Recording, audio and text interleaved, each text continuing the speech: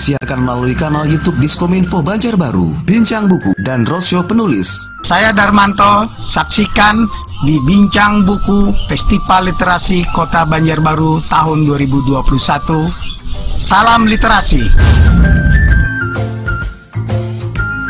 Assalamualaikum warahmatullahi wabarakatuh. Apa kabar kalian semuanya? Semoga selalu dalam keadaan sehat walafiat.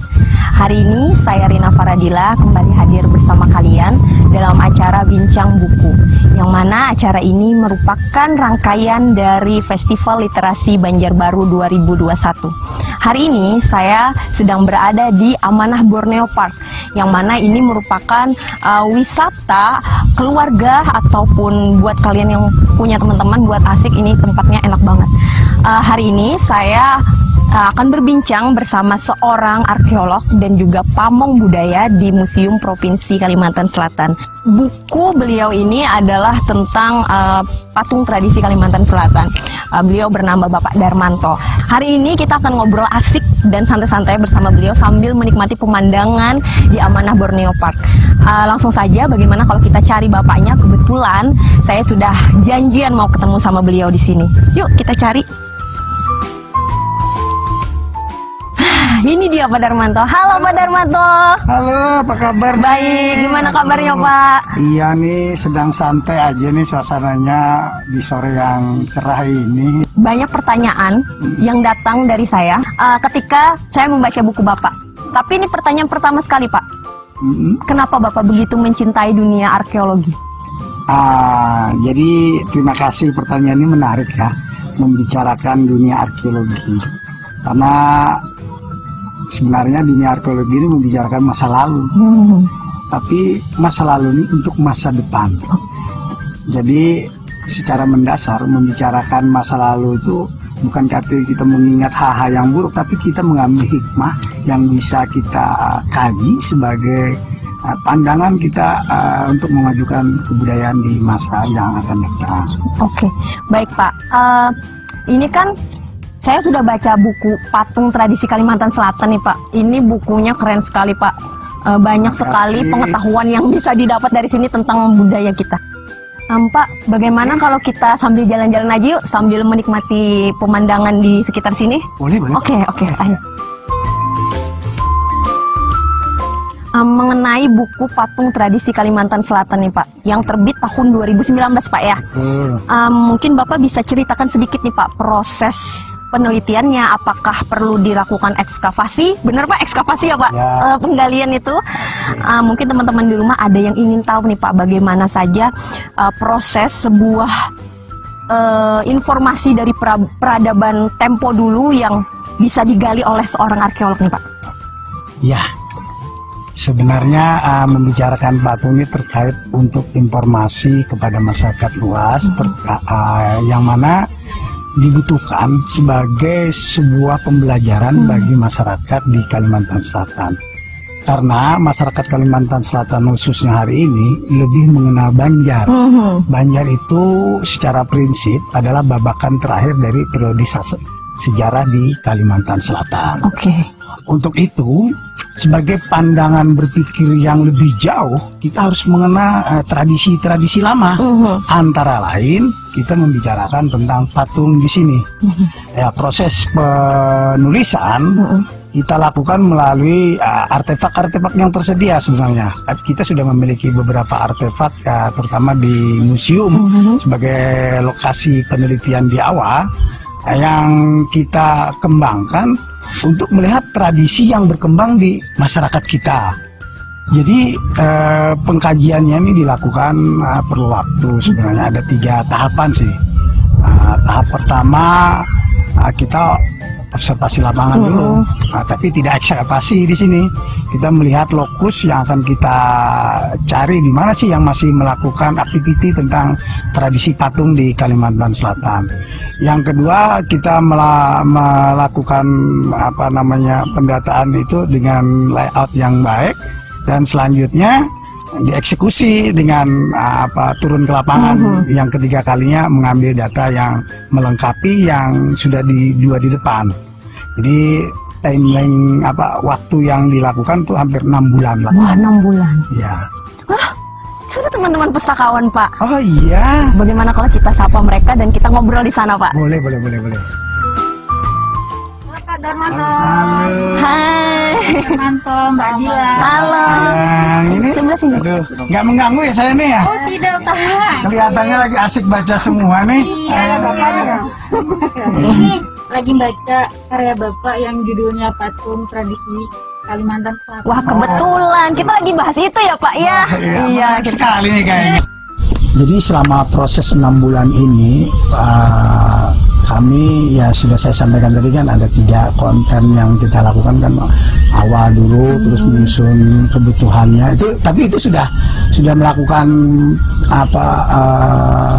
persiapan, itu sudah menggali data. Nah, yang terakhir kan tinggal finishing kita, dalam artian itu apa-apa yang kurang dari sebuah rangkaian kajian sebuah buku. Nah, melihat ini ya kita di 2 tempat yang menjadi penelitian kita, yaitu yang masih melakukan tradisi patung ini di masyarakat Maanyan dan masyarakat Deah. Masyarakat Dusun Deah ini kan posisinya di Tabalong dua-duanya dengan Maanyan ini. Yang satu di Kecamatan Tanta, yang satu lagi di di Upau, Kecamatan Upau. Nah, jadi mungkin kalau jalan Tanta kan masih di muka sini di Warukin. Nah, kalau naik pesawat ada lapangan terbang, kalau naik pesawat ke sana berhenti pesawat itu di lapangan terbang Warukin. Nah, itu daerah komunitas Dayak Maanyan di Kalimantan Selatan. Kalau Deah tadi di Upau tuh kampung 10, jadi ada 10 kampung yang menjadi komunitas-komunitas itu berkembang dengan tradisinya. Mungkin dari kawan-kawan pustakawan ada yang ditanyakan sama Bapak Darmanto nih. Kita ngobrol-ngobrol santai aja hari ini. Iya, ada. Setelah membaca buku ini, jadi saya tuh pengen gitu loh. Dari mana sih Bapak dapat ide untuk membuat buku ini? Terus referensinya dari mana? Soalnya kan buku-buku seperti ini sedikit gitu Pak ya. Detail nih pertanyaannya karena membicarakan ide nih. Nah, ini bicara ide. Ya, saya sudah sampaikan di depan tadi dengan Mbak Dila bahwasanya saya berpikir bahwa kita harus memperkenalkan kebudayaan ini secara komprehensif. Nah, artinya kalau melihat Kalimantan Selatan, orang hanya melihat Banjar. Padahal jauh sebelum kerajaan Banjar itu berdiri, ada kebudayaan-kebudayaan yang sudah berkembang. Antara yang di di masyarakat lama, antara lain ya itu tadi di masyarakat Deah tadi. Nah, karena Banjar hari ini kan konsepnya di 526. Nah, tapi sebelum itu Banjar juga diawali naik ke atas tuh negara Daha, periode Daha, lalu naik lagi ke atas lagi periode Dipa. Nah, Dipa ini kan kalau kita lihat Daha dan Dipa ini Amuntai dan Margasari ini konsepnya hari ini kalau kita melihat lokasinya. Tapi kalau kita lihat lebih jauh ya itu melihat Kalimantan Selatan secara seutuhnya. Jadi ide berpikirnya saya berharap bahwasanya konstruksi kebudayaan di Kalimantan Selatan kita bisa lihat dari masyarakat yang berkembang saat itu. Jadi harapannya sih dengan memberikan pandangan ini bisa membangun kecintaan tadi, rasa memiliki yang kuat dan bisa mendorong masyarakat kita itu melihat potensi ini menjadi sebuah nilai tambah dalam kehidupan kita sehari-hari, khususnya bagi pemilik kebudayaan tersebut. Terima kasih loh Pak, sudah membuat buku seperti ini. Menambah referensi ya. Ya, mungkin ada lagi nih dari si Kak Nasir. Ya, kalau saya bertanya ini Pak, tentang buku apa itu Kak yang dibaca itu ya? Inventarisasi Cagar Budaya Kota Banjarbaru. Oh iya. Ini budaya apa saja sih Pak yang ada di Banjarbaru, yang asli dari Banjarbaru? Ya, menarik ya membicarakan asli dan tidak asli. Karena Banjarbaru sebenarnya kebanyakan pendatang ya Pak ya. Ya, itulah yang menarik Banjarbaru ini unik sebenarnya. Karena terdiri dari daerah baru yang dibangun di 1950-an. Nah, sebuah area yang dipersiapkan menjadi sebuah ibu kota provinsi ya, bukan negara. Karena ibu kota negara yang dipersiapkan sama dengan Banjarbaru waktu itu di Palangkaraya. Jadi dua kota ini blueprintnya tuh hampir sama. Nah, tapi ya tinggal kebutuhan ruangnya, ini untuk ibu kota provinsi dan ini untuk ibu kota negara. Jadi kalau Kalimantan Selatan, Banjarbaru menjadi ibu kota Kalimantan saat itu ya. Nah, makanya itu daerah yang sepi, yang diantaranya sepi kan masih kosong dan dipersiapkan dan sebagainya. Nah, membicarakan kebudayaan asli sebenarnya kita membicarakan asli Banjarbaru sih tidak sedemikian, tapi kita melihat asli dalam konteks keberadaannya sebagai bagian dari Kalimantan Selatan. Jadi menurut hemat saya banyak perkembangan kebudayaan yang masuk atau varian-varian budaya yang masuk dari berbagai unsur. Karena ada unsur Jawa, ada unsur ya artinya pendatang ya, unsur Madura, ada unsur lokalnya tuh kalau kita bicara lokal, orang-orang hulu sungai, orang Banjar yang dulunya tinggal di hulu sungai mencari penghidupan baru ya juga berkembang di masyarakat kita. Khusus yang menjadi lebih khusus yang bicara komunitas lokal utama yang asli budaya di Banjarbaru itu mendulang. Menurut saya itu mendulang gitu. Karena bicara budaya ini kan bicara aktiviti ya, bukan hanya bicara konsep yang ini luas. Budaya itu dalam aktiviti, dalam ritus, dalam seni, itu budaya. Jadi kalau konsep yang asli mana menurut saya hanya mungkin yang lebih benar itu mendulang. Karena di lain ada pendulangan gitu. Nah, baik. Sebagai seorang arkeolog nih Pak, tentu Bapak sering sekali menemukan benda-benda sejarah, informasi yang memberikan sejarah peradaban nih Pak. Betul. Dari sekian banyak itu Pak, ada nggak sih Pak benda yang membuat Bapak begitu gimana ya Pak, merasa ini gitu? Ya, kalau berkesan lah Pak, pokoknya berkesan sekali dari sekian banyak benda sejarah nih Pak. ya, kalau bicara berkesan yang paling mendasar itu saya kontennya di sini adalah konten makna. Jadi bicara benda itu secara prinsip orang personality ya, tapi yang menarik ini kan benda ini bicara makna dari sebuah benda. Jadi produk benda itu menjadi ide berpikir bagi kita, bisa mengembangkan wawasan ke depan. Sebagai contoh tadi kita melihat kayak anyaman yang kita hari ini ya. Oh iya, itu sama anyaman, ibu. ya, seperti anyaman tadi Pak. Karena anyaman di sini kan memberikan makna itu tadi bicara ekonomi kan bisa dikembangkan di masyarakat kita dengan motif-motif baru, dengan varian-varian baru dan kebutuhan pasar yang bisa membangun ekonomi tadi. Dan selain itu juga marwah kedaerahan kita, Banjarbaru nih, marwah kebanggaan Banjarbaru, Hasan. Karena setiap daerah tuh punya varian sendiri Pak, Bapak Ibu kawan-kawan sekalian. Jadi kalau bicara spesifikasi benda, menurut saya tidak melihat sebagai sebuah produk, tapi bicara sebuah makna. Jadi patung pun juga demikian. Jadi kita bisa mendorong masyarakat kita untuk melihat ini milik kita yang berharga dan perlu kita lestarikan. Sama juga dengan cagar budaya nih. Cagar budaya nih kan buku yang kita membicarakan tentang hal tersebut. Itu berisikan tinggalan budaya di Banjarbaru yang kada dimiliki, tidak dimiliki di daerah khususnya. Itu tadi mendulang itu dalam konsep activity, tapi dalam konsep cagar budaya itu bendanya ya. Benda yang tidak ada di daerah lain itu adalah plan pembangunan tata ruang kota. Betul. Nah, tata ruang kota di sini kan ada kantor gubernur. Nah, kalau itu menjadi sebuah souvenir kayak kantor gubernur, itu menjadi ikonik. Iya benar. Karena itu sudah ada di tahun awal pendirian Banjarbaru. Kalau ini kalau Andak Tugu kan hanya raja nih. Nah, kalau kita melihat sebuah ketempatan, sebuah kelembagaan walaupun dalam bentuk ini kan cenderamata kayak lili, apa tuh gambarnya tuh mamanya kantor gubernur, mamanya nih gitu kan. Dulu kan kantor gubernur ya, maaf ya. Wah, ini jadi kantor balai kota kan. Nah, itu jadi simbol Banjarbaru menurut saya tuh. Itu bisa menjadi sebuah jualan kepada masyarakat kita. Bahwa kalau kita datang ke Banjarbaru ada isi ini nah, ada ke Banjarbaru kan gitu.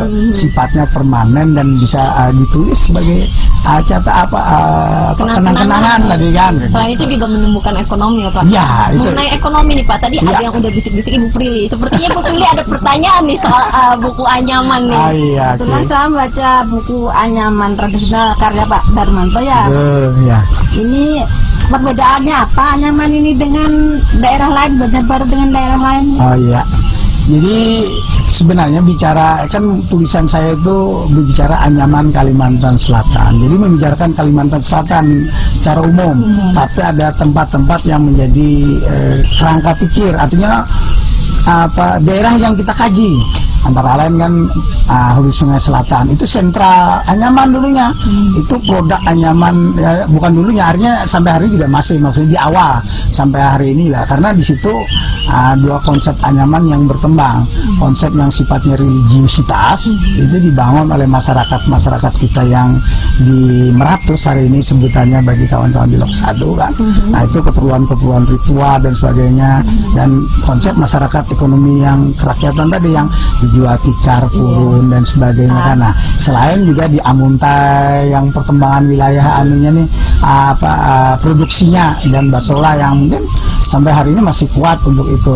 Nah, kalau khusus Banjarbaru menurut saya dia melihat potensi ini menjadi hal yang bisa dikembangkan karena ada area-area yang memberikan bahan baku gitu produk yang bisa tersedia kan. Nah, ini kan disikapi oleh pemerintah kota melalui Dikranasda ataupun dari perindustrian untuk melatih masyarakat kita bisa mengembangkan ini, tapi dengan model-model yang lebih spesifik dalam membangun ekonomi kerakyatan. Mungkin kawan-kawan pustakawan ada yang mau ditanyakan lagi nih sama Bapak. Mumpung ada di sini. Oke, silakan, ini mumpung kita ketemu nih. Iya. Anginnya segar nih kayaknya. Iya nih. Iya. Bisa ada inspirasi lagi yang bisa dikembangkan. Aduh. Ini kan di Kalsel ini kan sukunya suku Dayak ya Pak ya. Terus macam-macam nih turunannya. Nah, apakah patungnya ini sama semua bentuknya atau setiap aliran beda-beda? Iya. Ya, jadi mengenai varian patung dari berbagai komunitas, secara prinsip ada yang sama, ada yang tidak, sesuai dengan kebutuhan mereka. Jadi maksudnya kebutuhan di sini sesuai dengan pandangan di masyarakat tersebut. Mungkin kalau istilah patung beluntang atau galuntang itu sebutannya aja yang berbeda. Itu dari masyarakat Dea dan masyarakat Maanyan itu sama. Itu sebagai tanda orang yang sudah meninggal. Tetapi konsep mereka mengadakan patung itu yang berbeda. Artinya dasar mereka berpikir yang berbeda di awal. Yang satu dia itu lebih kepada perwujudan rasa terima kasih kepada Tuhan Yang Maha Kuasa, atau konsep bakti kepada pencipta melalui itu. Yang satu itu ada Maanyan itu lebih kepada konsep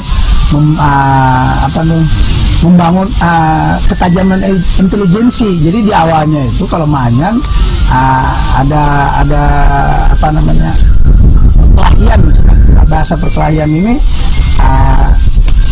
jadi perkelahian di sini dipahami sebagai masyarakat Maanyan kan membuka daerah baru, jadi Maanyan, istilah kata Maanyan di sini ke daerah yang luas. Jadi mereka itu awalnya di dataran tinggal di sebuah daerah dengan kondisi yang sudah nyaman, tapi dalam suatu waktu masyarakat itu kan berkembang, kebutuhannya meluas, daerah itu tidak lagi bisa mencukupi.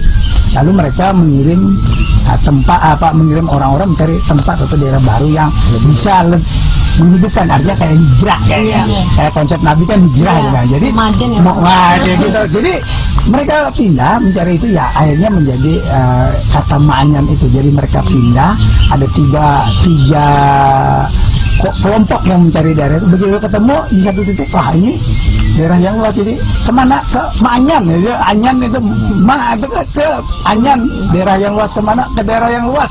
Jadi istilah kata Ma'anyan itu identik menjadi sebuah suku yang mencari daerah yang luas atau benua yang luas. Jadi nah itu jadi etimologinya seperti itu, Bu. Kalau konsepnya di situ karena dia membuka varian baru. Daerah itu kan daerah yang angker atau apa kan. Nah disitulah terjadinya adu kesaktian dengan makhluk-makhluk di luar kasat mata. Jadi orang Ma'anyan ini, kita sebut aja di Ma'anyan ya.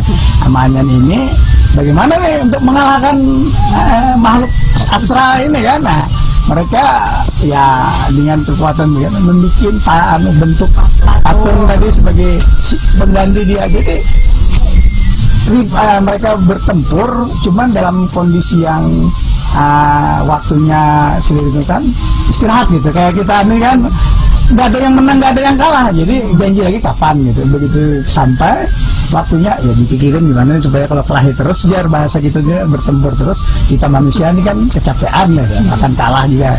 Dicarilah cara yang seperti itu. Jadi di bentuk itu ditinggal diintip gitu. Saya kan dilihatnya. Akhirnya karena yang di benda matian, nah itu yang dikasih dibikin musuhnya, repotan juga kan. Nah akhirnya alami di situ bentuk kemampuan intelijensi manusia yang bisa membangun kerangka pikir, menaklukkan hal-hal yang di luar pandangan mereka secara nalar. Nah itu beda konsep asal patung tadi, Bu. Ini banyak sih varian, ada Tanggoy, ada Nayo, ada Sima. Itu ada beberapa tuh yang saya tuliskan di situ. Kebutuhan iya. Jadi fungsinya sih ada untuk pengobatan, tolak bala dan sebagainya. Oke teman-teman, apa yang kita obrolin hari ini menarik sekali, dan ini bisa didapat di mana Pak? Di buku ya Pak ya, buku-bukunya sudah ada, tapi memang cetakannya terbatas Pak ya. Cetakannya terbatas, dan kalau kawan-kawan semuanya mau ngobrol asik atau ngobrol lebih banyak lagi tentang budaya atau tentang peninggalan zaman dulu ya Pak ya, bisa langsung aja temuin Bapak di Museum Lampung Mangkret Pak, Provinsi Kalimantan Selatan. Terima kasih juga saya ucapkan buat teman-teman pustakawan sudah mau ngobrol bareng. Bapak Darmanto juga terima kasih banyak.